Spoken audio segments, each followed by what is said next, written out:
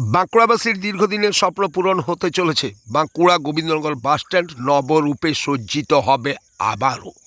সেই কাজেই খতিয়ে দেখতে গেলেন বাঁকুড়া পৌরসভার চেয়ারম্যান অলকা সেন মজুমদার, বাঁকুড়া পরিবহন দপ্তরের ভারপ্রাপ্ত আধিকারিক ইন্দ্রনীল চক্রবর্তী, পিডব্লিউডি এর আধিকারিকেরা এবং বিদ্যুৎ দপ্তরের আধিকারিকেরা সকলে মিলে গোবিন্দনগর বাসস্ট্যান্ড আজ সরজমিনে তদন্ত করলেন।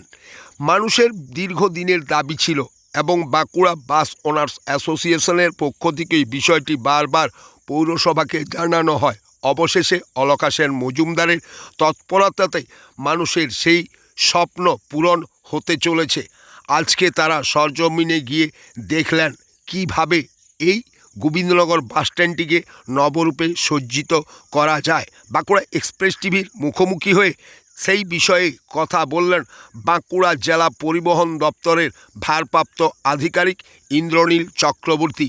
তিনি এই বাসস্ট্যান্ড নিয়ে কি জানালেন শোনাবো তার সেই মূল্যবান বক্তব্য। দিন ধরে একটা ইচ্ছে যে গোবিন্দনগর বাসস্ট্যান্ড একটা বিশাল এলাকা নিয়ে রয়েছে, তো এখানে রিনোভেশনের জন্য প্রচুর বাস এখানে ঢুকছে।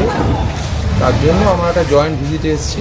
এর আগে আমরা মিটিং করেছি, আমাদের সঙ্গে আমাদের চেয়ারপারসন ম্যাডাম আছে বাঁকুড়া মিউনিসিপ্যালিটি, পিডব্লিউডি ইলেকট্রিক্যাল থেকে আছে, পিডব্লিউডি সিভিল প্লাস ডাব্লিউবিএসএসের লোক প্লাস আমাদের এমই সেকশনের লোকজন আছে।